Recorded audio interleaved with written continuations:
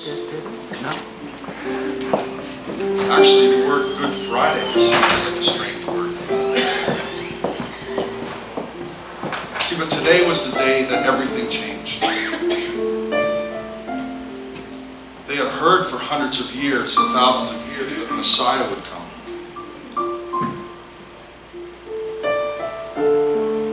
But there was others before that they thought they were the Messiah.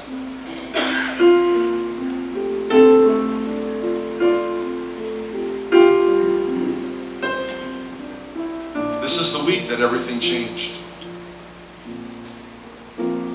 It's the week that everything changed for me. The Messiah came. He was born in a manger.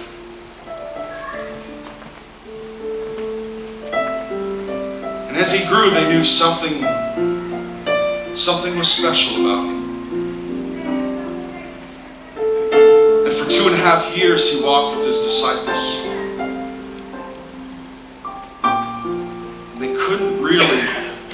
People couldn't really make the full connection that he wasn't just man, but he was God. They knew he had done lots of great things and performed lots of miracles.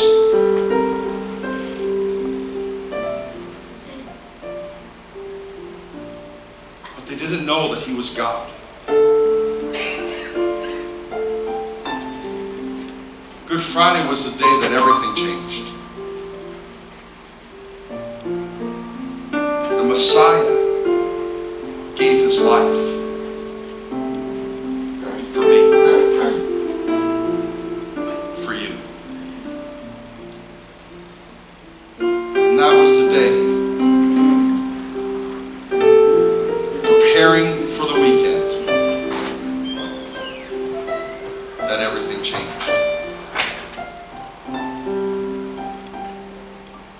Today it's going to be a little bit of a different time together. You can feel free to stand if you wish. You can feel free to sit if you wish. We're going to be showing a series of videos throughout today. And during those videos, that would be a good time to sit because you might feel a little awkward standing. So when a video plays, you can just be seated. If the singing is happening and you would like to stand, this would be a good time. But today is a time that we're just going to reflect on what Christ did for us. Here, over to the left, we have a blackboard with some markers. And at any point during today, if something comes to your mind and your heart as you're worshiping, I would encourage you to go and just to write it down. Maybe it's what Christ means to you. Maybe it's something that you're thankful for because of Good Friday.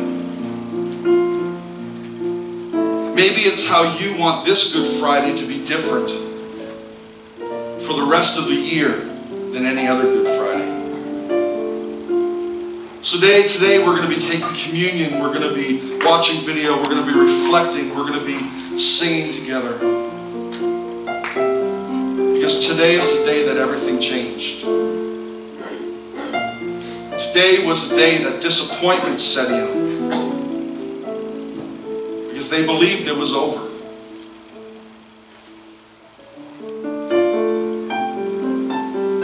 Dear God, we thank you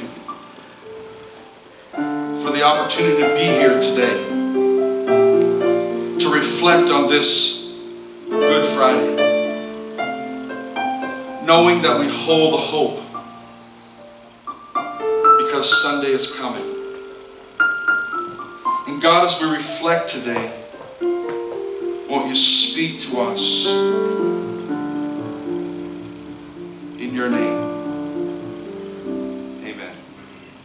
Why don't we stand together?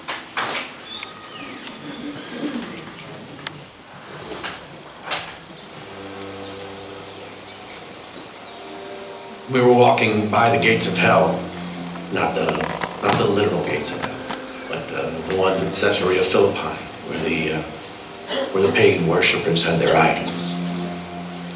We're walking by, and we're nervous. Our hearts are beating out of our chest because we're Jewish men. This is not our place. We don't fit in. We're wondering why we're there. And Jesus stops, and he looks at us, and he just asks this question: who do people say I am?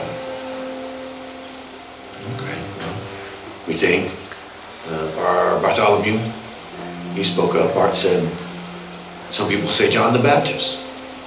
Someone else, I don't remember who it was, said, some people say a prophet.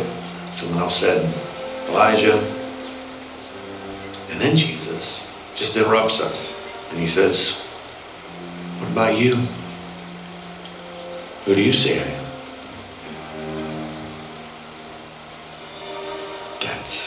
That's a big question.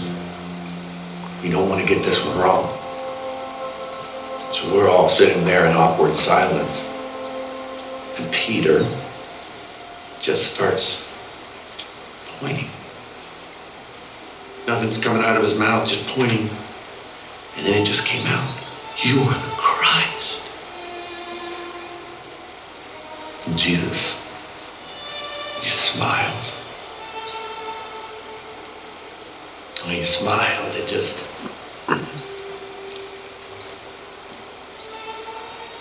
Anyway, that's when I noticed that the whole time we'd been talking, Jesus had been digging in the dirt.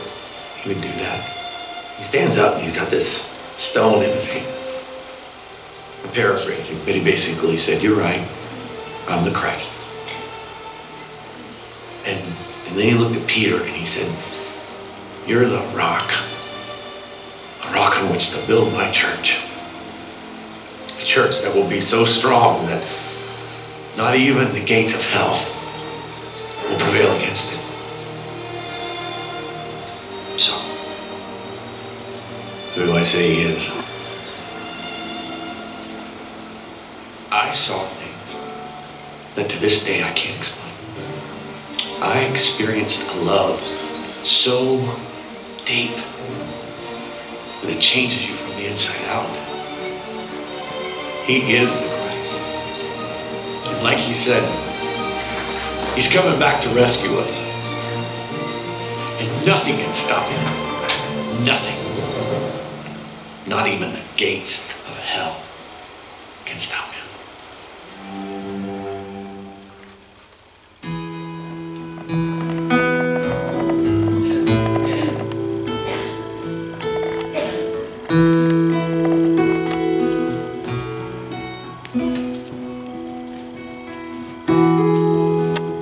How deep the Father's love for us,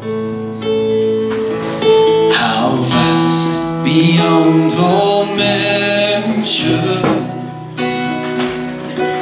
that He should give His only Son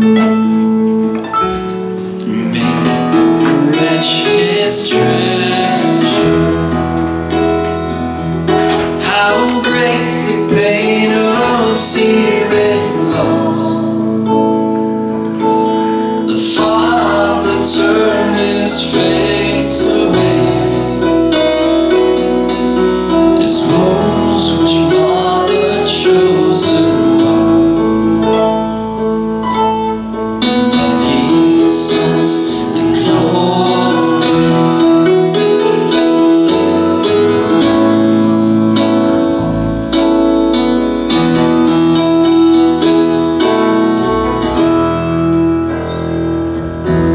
Behold the man upon that cross, my sin upon His shoulders. Ashamed I hear my mocking voice call out among the scoffers. It was my sin that held Him there.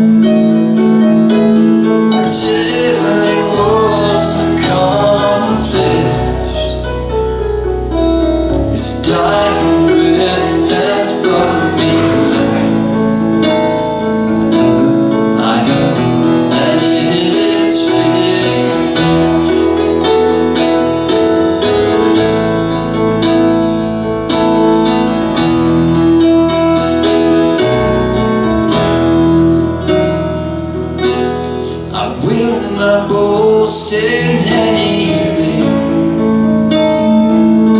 No gifts, no power, no wisdom. I'm boasting Jesus Christ, His death and resurrection. Why should I gain from His reward? I cannot give an answer. This I know with all my heart. His wounds to pay my ransom.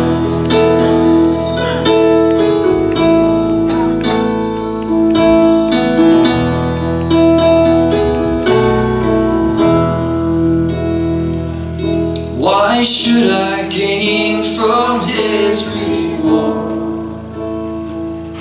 I cannot give an answer.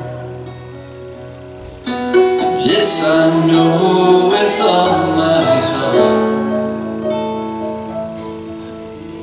His wounds.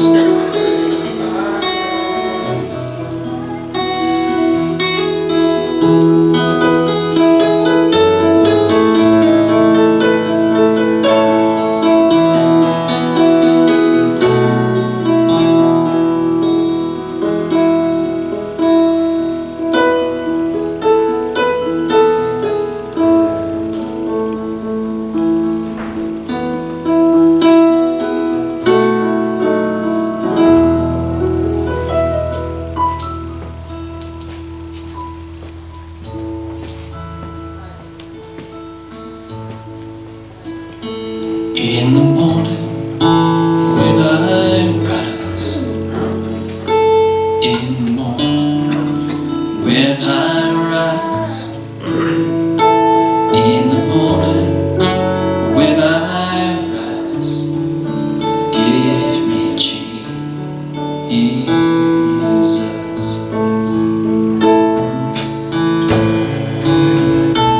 In the morning when I rise, in the morning when I rise, in the morning when I rise, give me Jesus. Give me Jesus. Give me Jesus.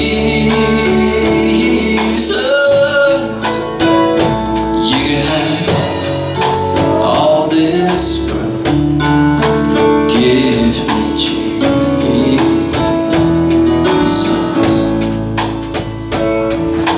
When I am alone, oh, when I am alone, when I am alone, give me Jesus. Give me Jesus. Give me Jesus. You can have all this world. Give me Jesus.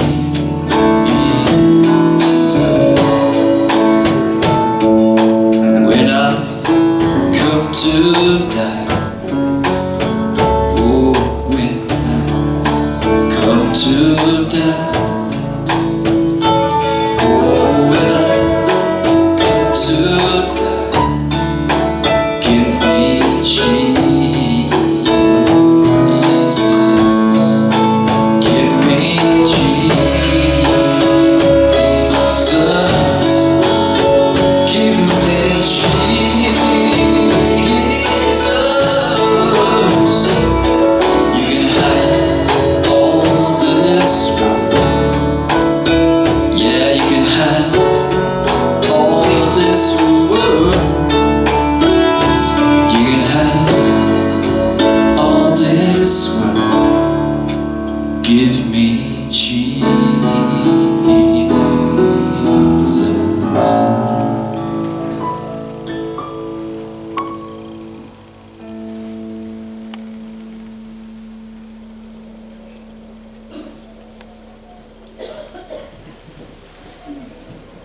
You first have to understand the noise, the crowd. I could hear they were close onto the road, and not just because I had great hearing to make up for my blind eyes. I mean, this was a roar. People cheering and clapping and singing. As I got closer, I tried to listen as carefully as I could, see if I could make out what they were saying. I knew that they were coming my way. Some of us sat by the main gates where most people would come and go. I know people by how they walk, whether they drag their feet or not. And every day I just sat there and waited for mercy. But all I could do was listen. Suddenly I realized that they cheered for him. Some grumbled, even speaking his name. Others said he was the Messiah. But a handful had witnessed him healing people. I crawled closer to the road, afraid that I might be trampled. I could hear that there were a lot of people coming.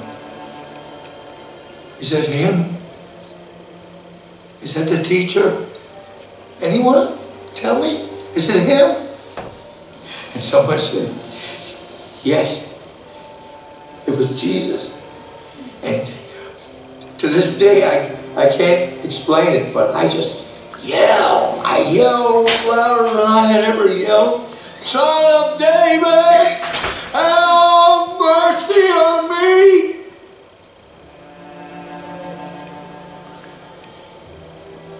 He heard me and he came over where I was and asked me what I wanted to see. And then everything I had always hoped to lay my eyes on was there before me. I followed him that day, and the next day, and the next day. What amazed me was, it seemed like the people that could see the best were the most blinded. As for who I say he is, one day, I was yelling for him to heal me. Now, here we are in Jerusalem, yelling to all those who have ears to hear that he is Hosanna in the highest. He is the Messiah.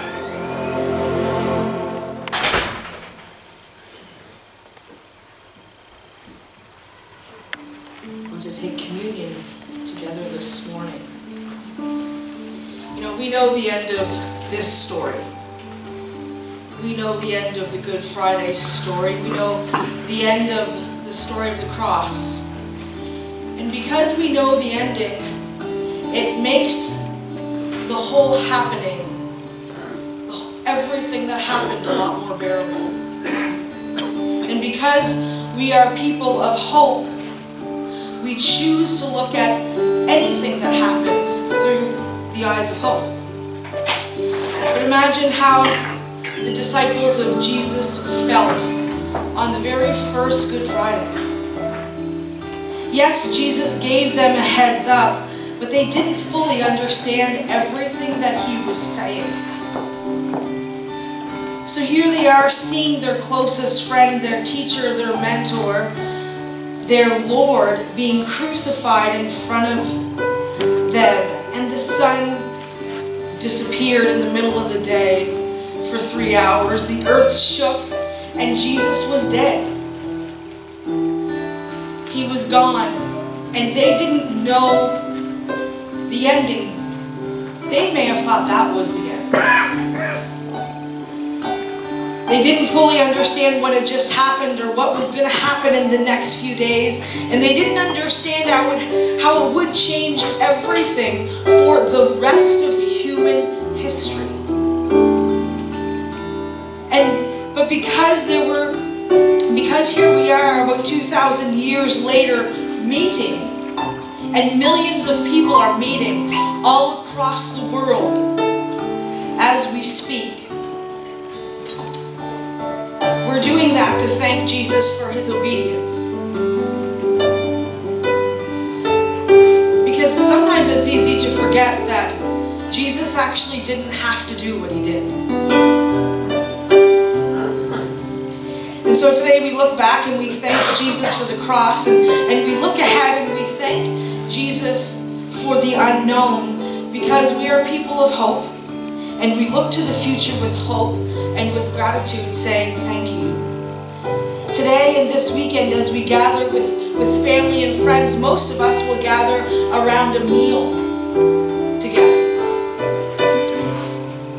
And I encourage you to let the story of the very first communion, the Last Supper, cross our minds.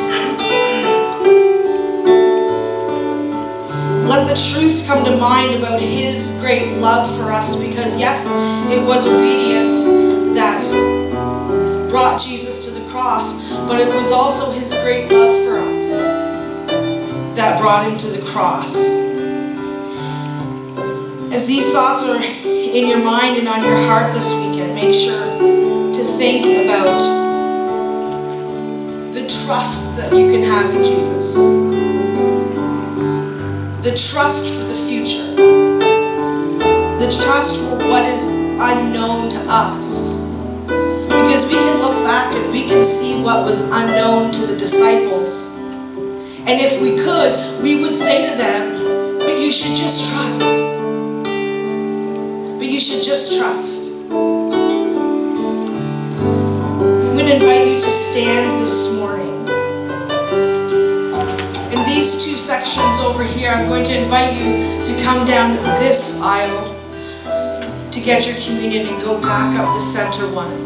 And for these two sections to come down that aisle and to go the center one. And as we do this on Good Friday, let's do it with just an attitude of reflection and of love as Denis leads us.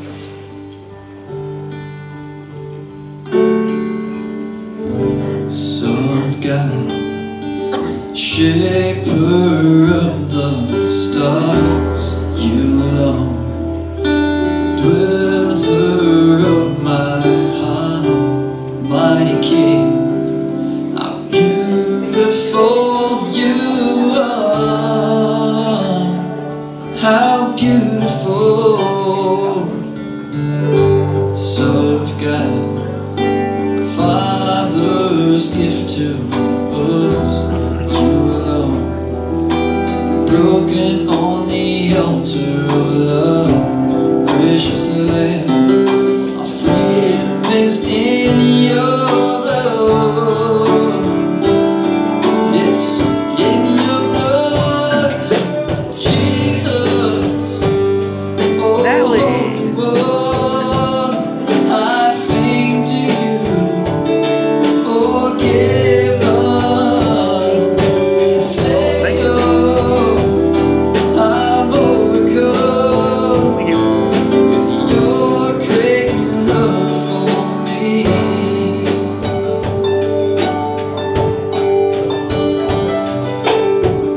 Son of God, strength beyond compare, you alone. This cannot be, Lord of love. Your kindness draws me near. It draws me near. Son of God, prophecy of yours, you alone. Redeemer of my soul, come again. Lead your people home. Oh, come lead us home.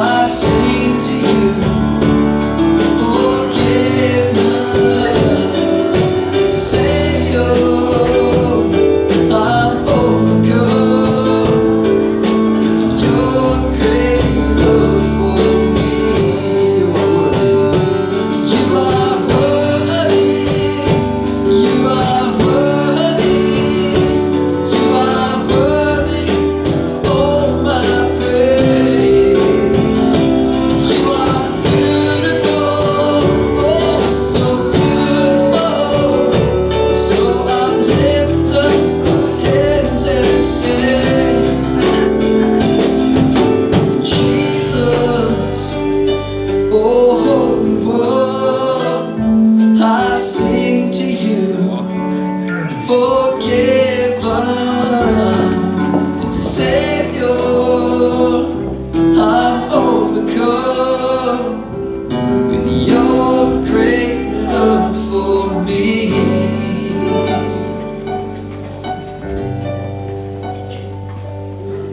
Then came the day of unleavened bread, which the Passover lamb had to be sacrificed.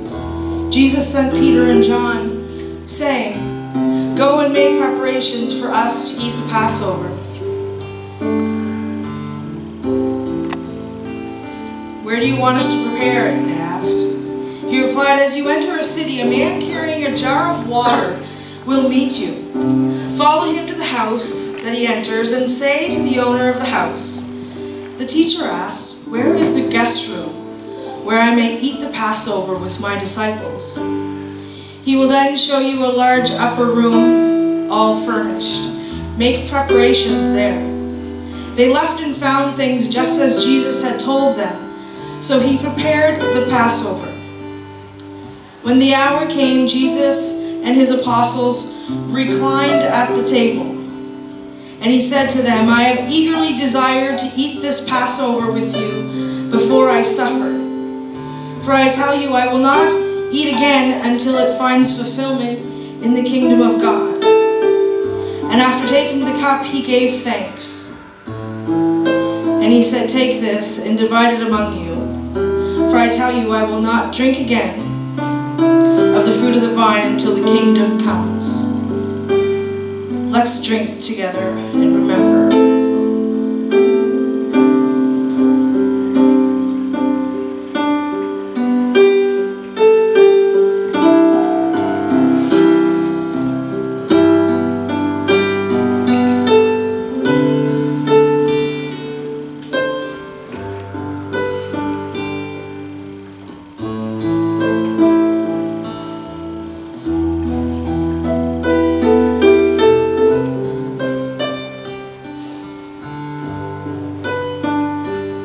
Then he took the bread and gave thanks, and he broke it.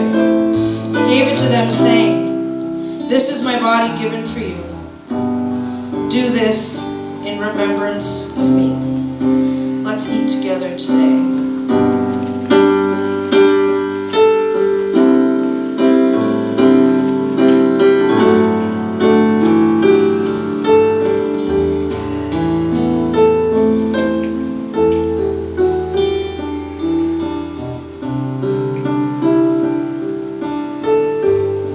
Father, we thank you for the sacrifice that you made, sending your Son to the cross.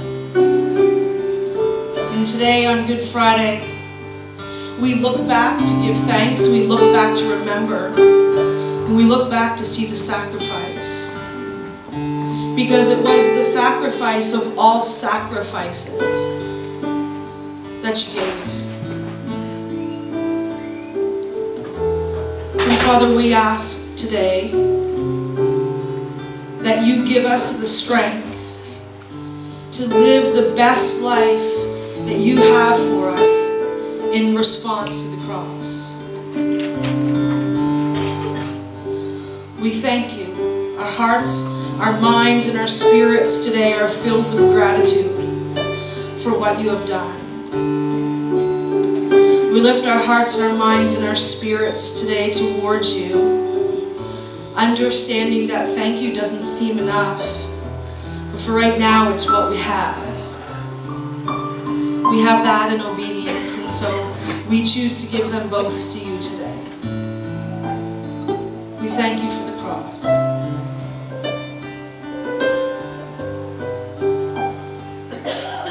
He became sin, you know sin, we might become his righteousness. He humbled himself, carried the cross. Love so amazing, love so amazing. Jesus Messiah,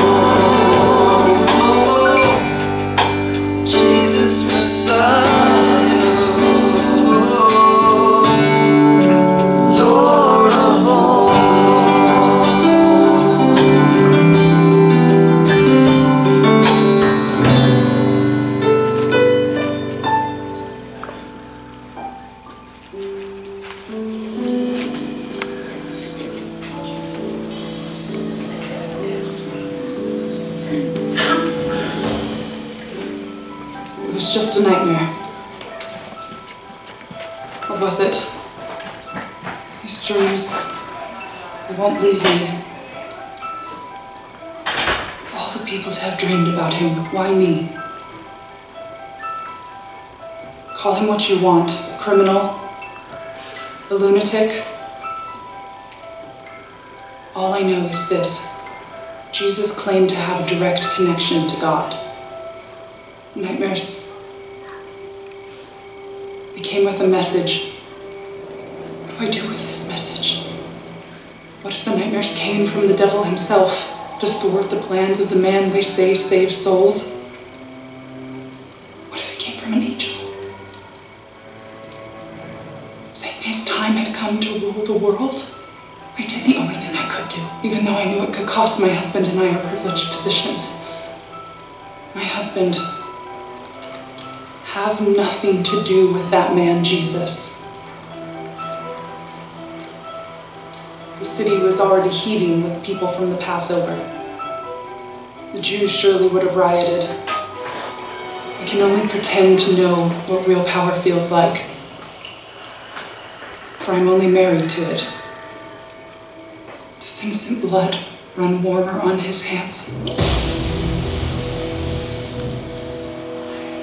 Does regret steal his sleep? Whatever the case, he did not listen to me. His followers say that he will come back to life. Let me assure you, there is no coming back from what he succumbed to. But do I say that he is? This man who stood stoically as he was beaten, ridiculed, and tortured, who claimed things I'd never seen another human being claim, who taught peacefully as far as I could ever tell.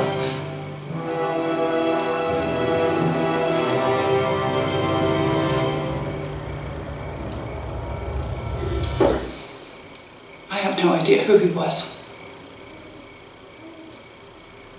But it doesn't matter. He's dead.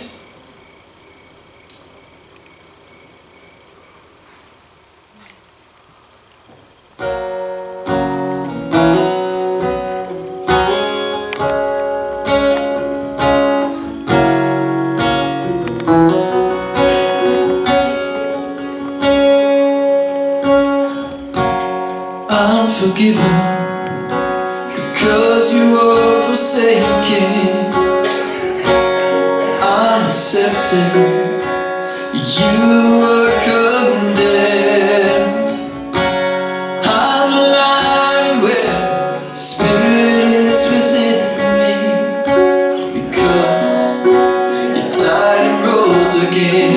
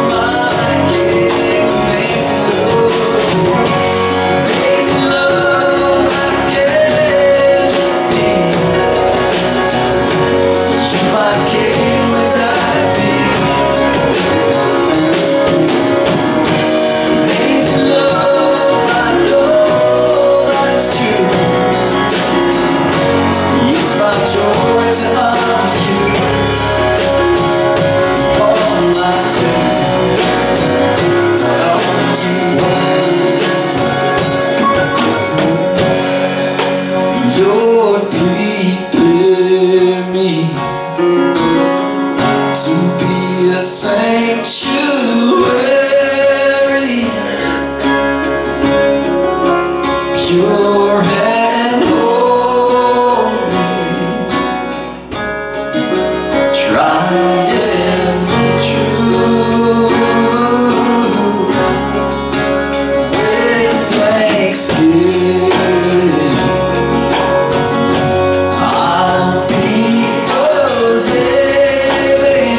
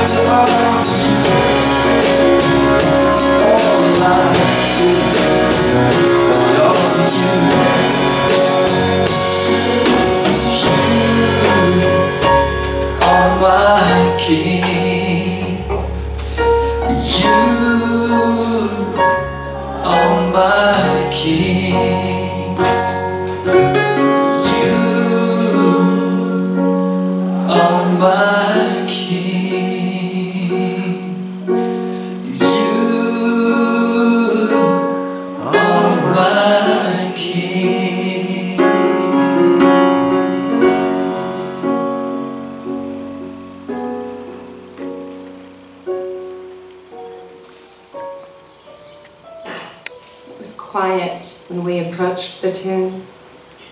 Days before, there was noise wherever we went. Crowds cheering, sometimes yelling. But now in front of his tomb, just silence. I had gathered all my spices and oils intending to anoint the body. But when I got there,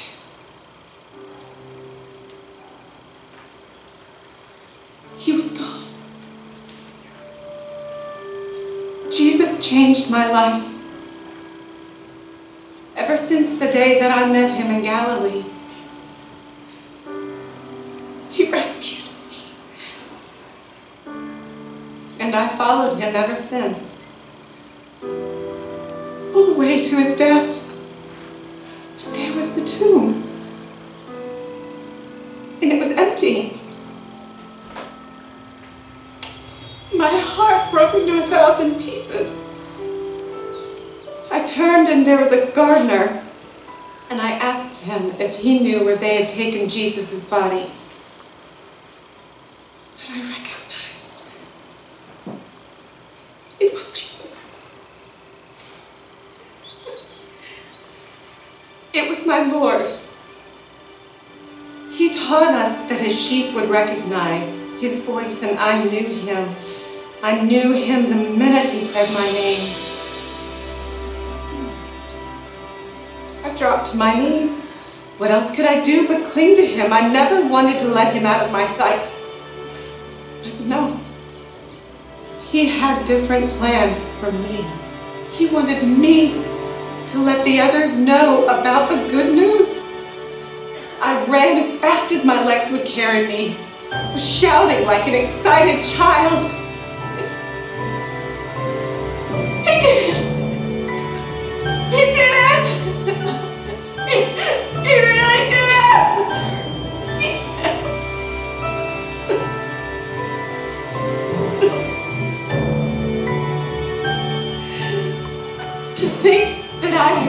come to anoint a dead man. And I left with proof that he is the overcomer of everything. All of us, can never beat fear, sorrow, sin, definitely not death. Death. He beat death. Who do I say that he is? I know who he is. Oh, I know who he is. He said that he would rise. He most certainly is risen. He is the Savior. He is the one true God.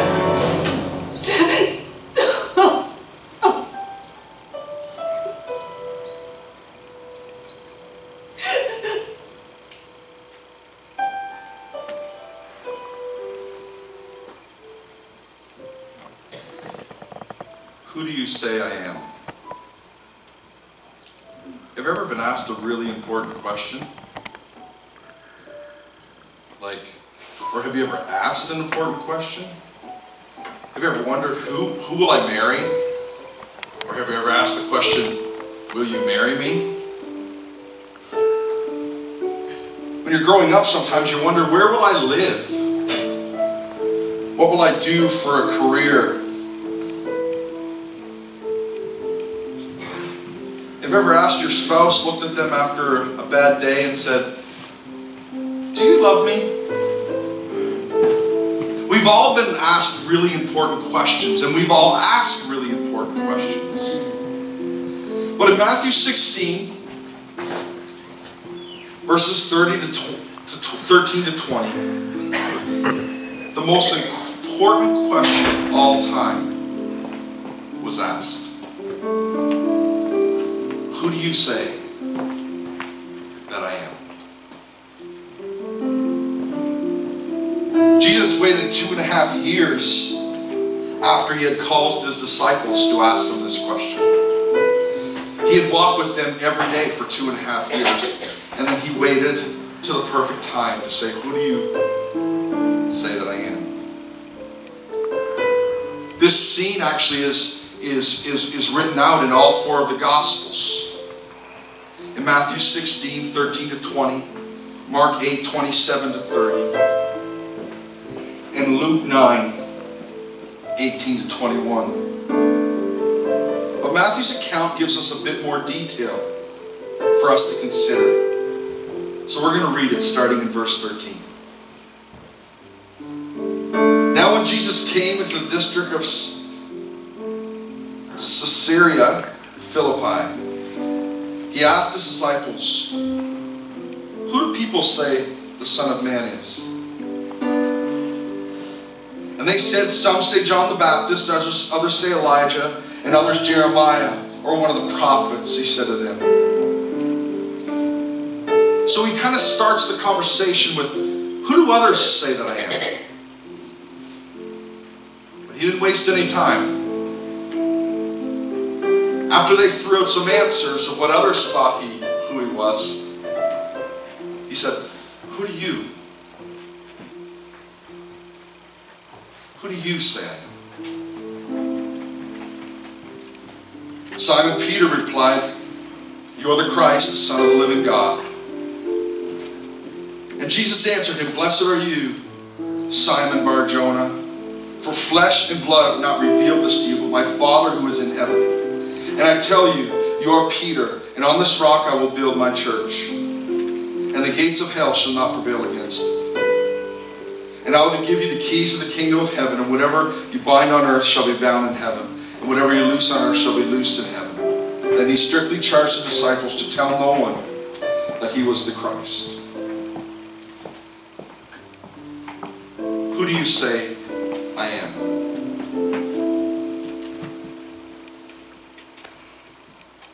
The first phrase of this first verse is full of history, the location that they were at.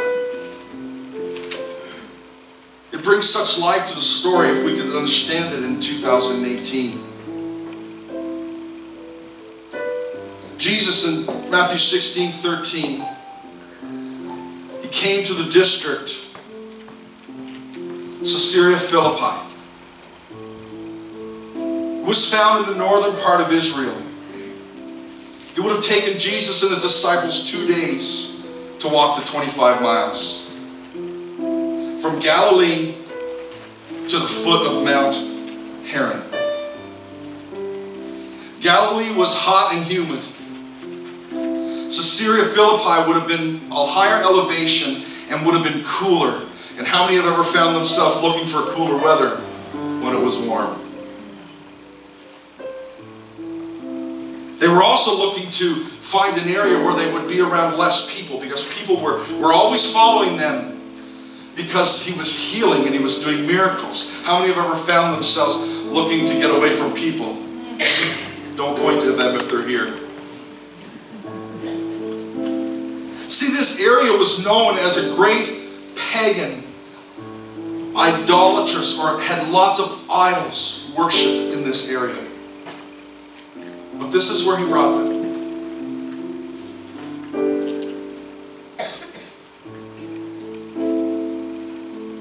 And he asked them 2 questions. He says, who do others say I am?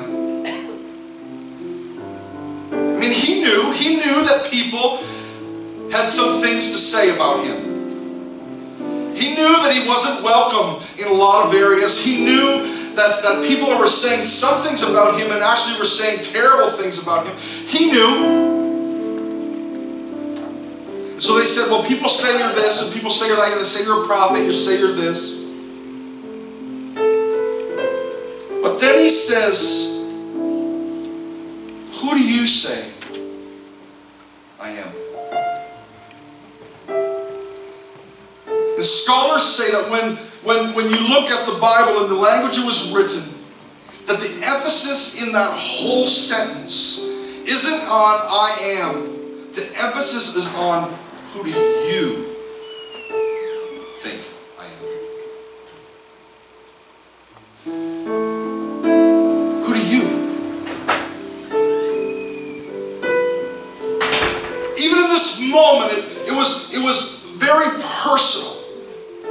Who do you think I am?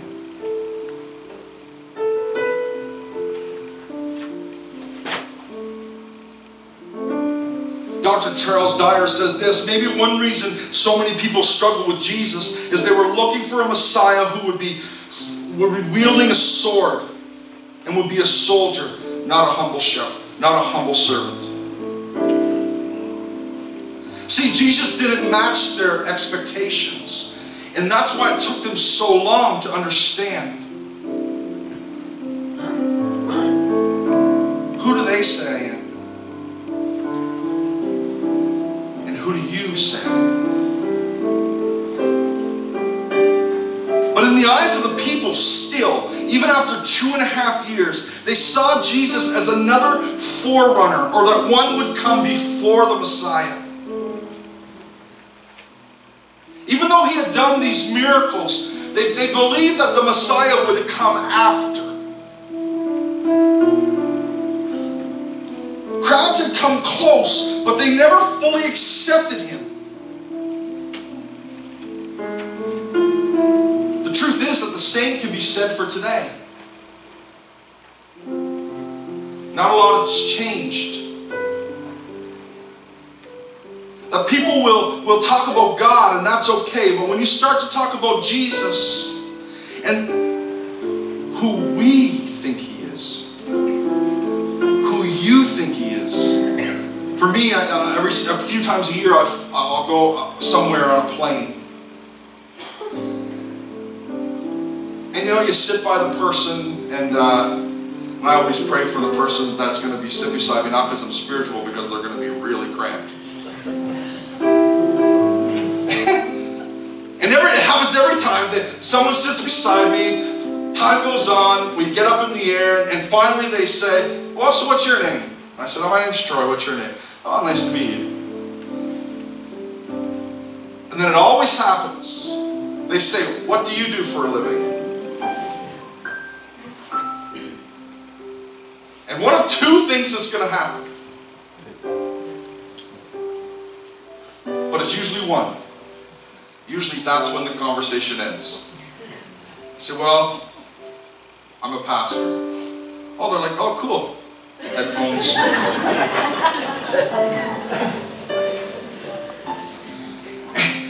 And a lot of times, because Jesus has asked everyone in this room that question, who do you think I am?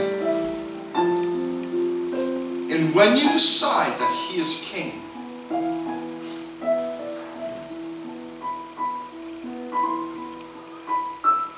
it changes everything. See, Jesus was seen as a great teacher, a kind rabbi, a doer of good deeds. He lived and he was loved. He was seen as a prophet, as a holy man. But people didn't see Him as God.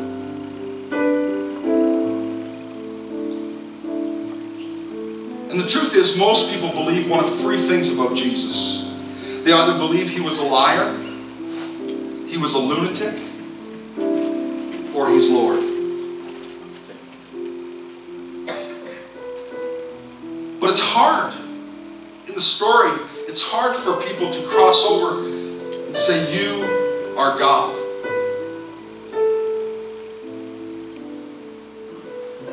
Because they expected this conquering king.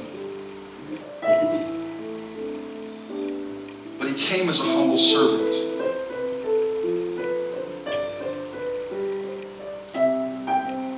They brought them to the land, the foot of the mountain, surrounded by rocks.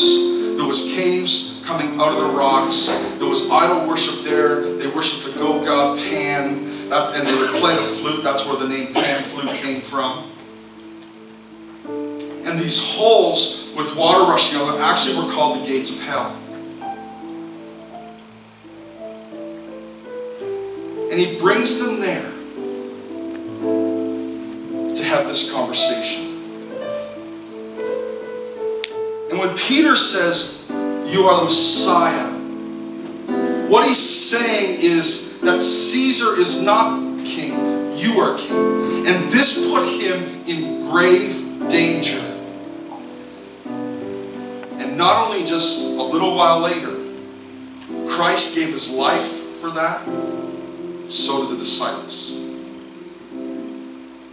Because they moved their allegiance from Caesar to Jesus.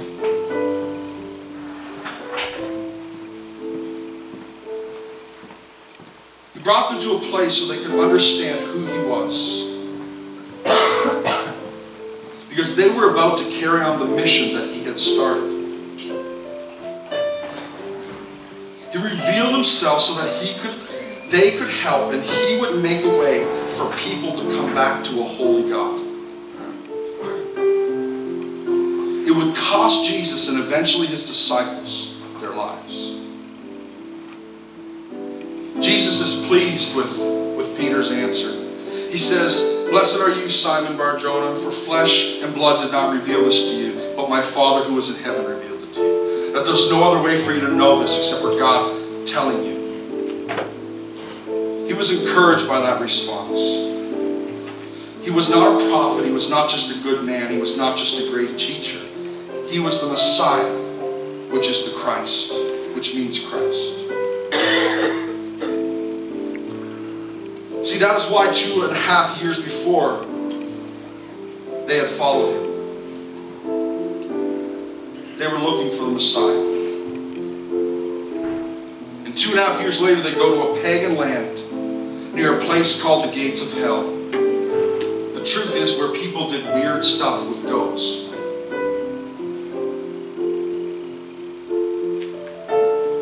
And He asked them two questions. Who do they think I am? Elijah, John the Baptist, good teacher, good leader. But the question was just to lead into the very most important question ever asked. Who do you think I am? It was personal. In the midst of chaos all around him. Who do you think I am? question I have for you and for me today is, what are you going through today? And who do you think he is? Do you treat Jesus like you treat Santa? That you just go to him when you want something? Or do you just think that he's your way to heaven? If we treat it that way, we need to understand that we've got it wrong. Because he has called us to bring a piece of heaven to earth every day by declaring him king in our lives.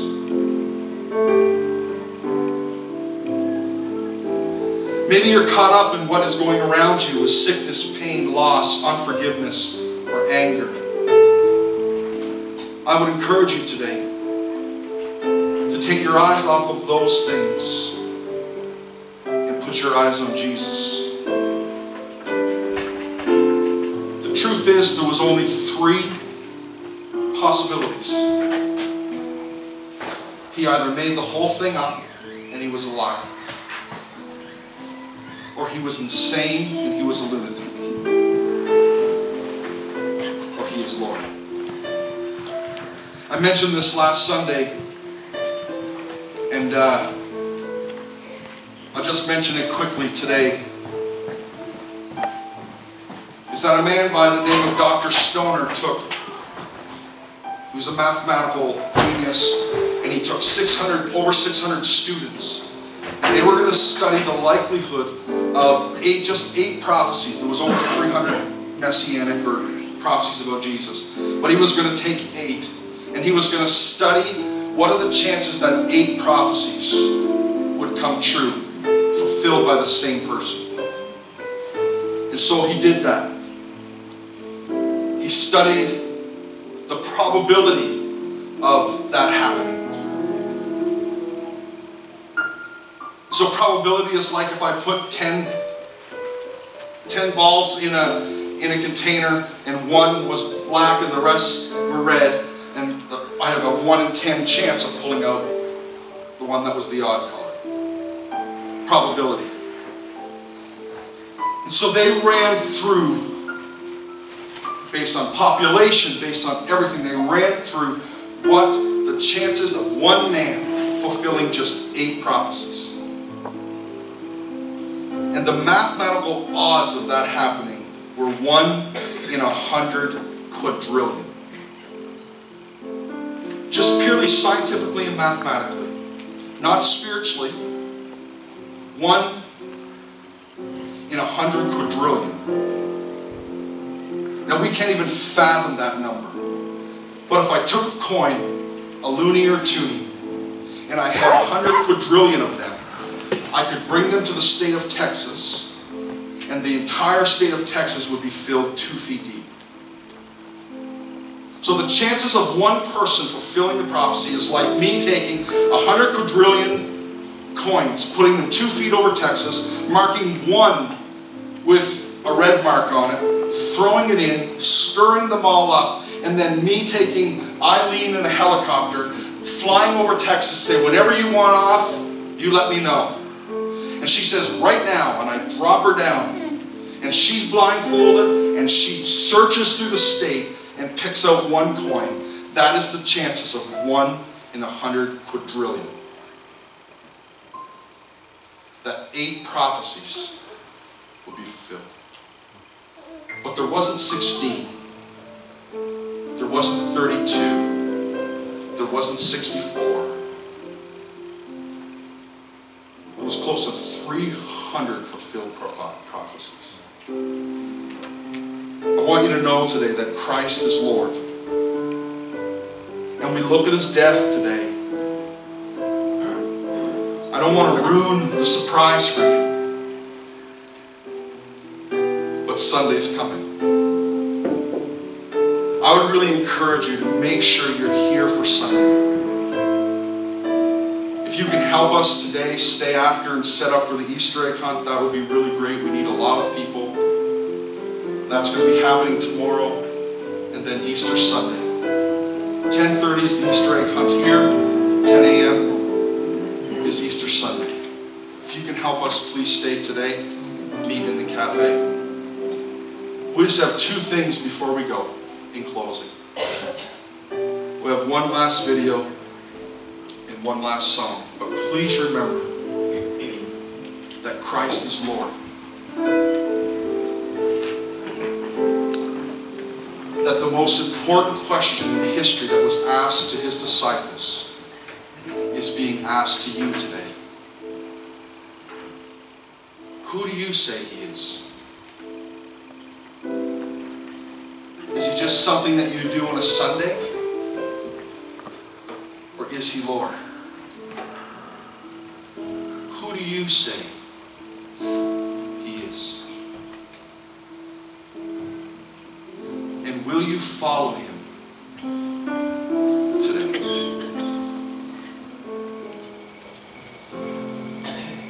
Sometimes our future is just chosen for us.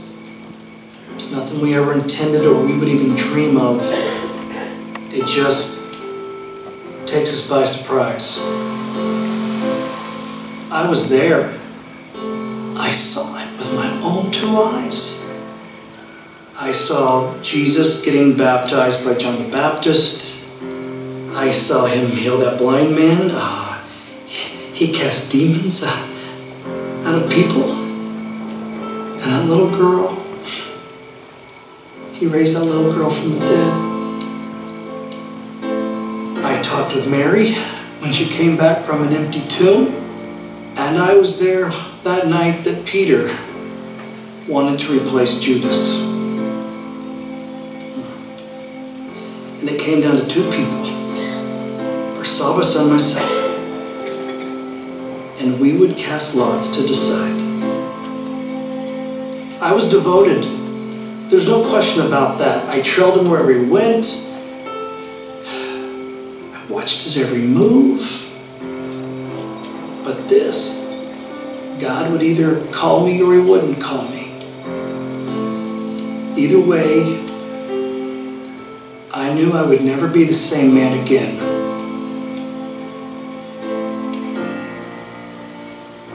And then suddenly, it was me.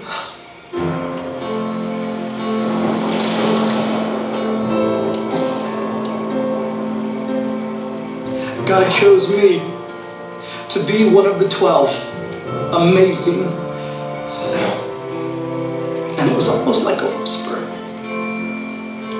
Sometimes your future is just chosen for you. And I knew what I had to do. The answer was clear. I would not just watch him. I wouldn't just trail him. I will follow him. With complete abandon, I will trust him completely. I will go wherever he goes. I will love God. And I will love others. And I will lead.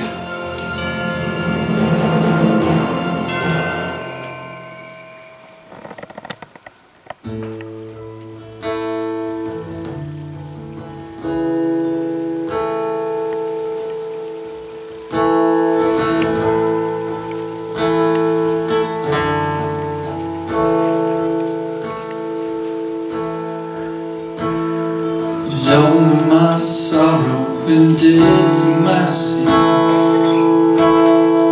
lost without hope, no place to begin. Love made a way to let mercy come in. This was the rest that my life began.